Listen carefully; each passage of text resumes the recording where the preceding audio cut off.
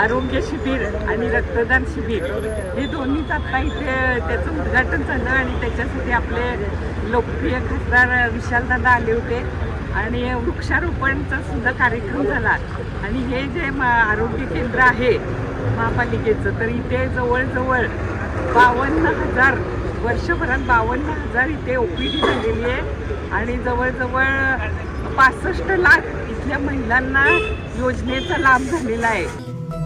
सपान साकळला बापनीच्या खाचरीत चढू दे त्याची